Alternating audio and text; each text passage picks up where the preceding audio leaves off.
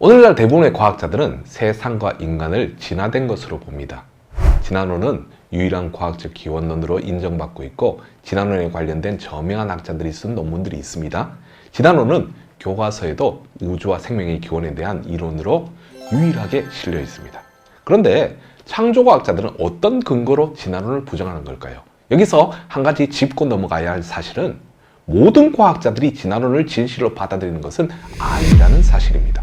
제가 활동하고 있는 한국창조과학회는 이전 영상에서 언급했던 것처럼 과학자들이 주축이 된 모임입니다.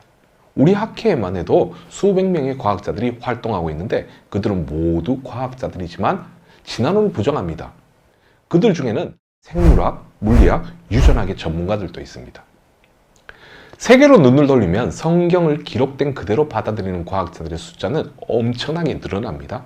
전 세계적으로 창조과학 운동을 하는 과학자들이 많습니다. 또 꼭 창조과학 운동을 하는 분들만 진화론을 부정하는 것은 아닙니다. 기독교인이 아님에도 진화론을 반대하는 과학자들도 있습니다. 제가 진화론이 틀렸다고 하는 이유는 앞에서 설명했던 것처럼 진화는 관찰된 사실이 아니라 생물이 변하는 현상에 대한 추론이기 때문입니다. 진화를 받아들이는 분들은 진화가 관찰된 사실이 아니라는 저희 이야기에 어이가 없으실 겁니다. 생물이 변하는 현상은 분명 관찰되는 현상이기 때문입니다. 생물이 변할까요? 성도들에게 이 질문을 던지면 대부분 당황해합니다. 변하지 않는다고 대답하기에는 변하는 증거들이 많고 그렇다고 생물이 변한다고 대답하면 진화론을 수용하는 것으로 여겨질까 두렵기 때문입니다. 제가 정답을 알려드리겠습니다. 생물은 변합니다. 그러나 생물이 변한다고 해서 진화가 되는 것은 아닙니다. 생물이 변하는 현상은 그저 종류 안에서의 변이일 뿐입니다. 이것이 진화를 부정할 수 있는 열쇠입니다. 진화가 무엇일까요? 많은 사람들은 생물 진화를 생물이 변하는 현상으로 알고 있습니다. 진화론자들이 그렇게 가르치기 때문입니다. 저명한 진화론자들도 진화를 단순히 생물이 변하는 현상으로 알고 있습니다. 그렇기 때문에 생물이 변하는 현상이 진화의 증거가 되고 생물이 변하는 현상이 관찰되고 측정되기 때문에 진화가 과학이 되어 있는 것입니다. 결론부터 말하면 진화는 생물이 변하는 현상이 아닙니다. 진정한 진화는 변화를 통한 동식물과 사람의 유래를 말합니다. 즉, 생물이 변화를 통해 시작되었고 단 하나의 공통 조상으로부터 변화를 통해 다양성을 이루었다는 것이 다윈이 말한 진화입니다. 그렇기 때문에 생물이 변하는 현상 자체는 진화가 아닙니다. 그 변화로 생물의 시작이 설명되어야 하고 변화를 통해 단세포 생물로부터 인간이 되는 도약의 과정이 설명되어야 진화가 진실이 됩니다. 그렇기 때문에 생물이 변하는 현상은 진화가 아닙니다.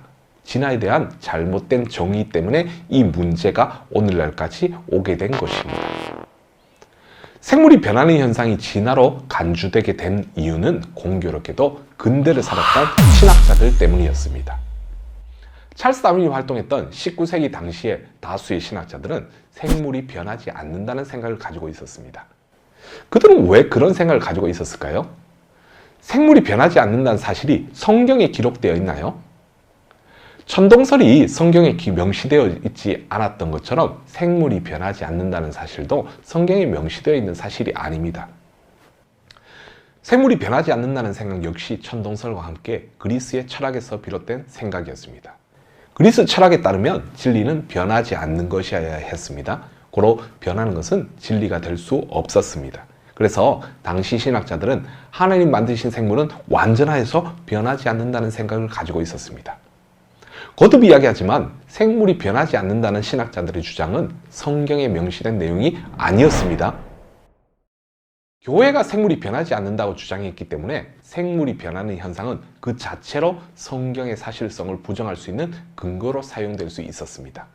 찰스 다윈이 1859년에 출간한 종의 기원에는 대단한 실험 결과가 소개되어 있는 것이 아니라 그저 생물이 변하는 현상이 자세하게 소개되어 있습니다. 다윈이 활동했던 당시 영국에서는 동물을 인위적으로 교배시켜 새로운 품종의 동물을 만드는 것이 유행했었습니다. 당시의 영국인들은 털이 많은 수컷과 털이 많은 암컷을 골라 여러 세대에 걸쳐 짝짓기를 시키면 털이 많은 품종을 얻을 수 있다는 사실을 잘 알고 있었습니다.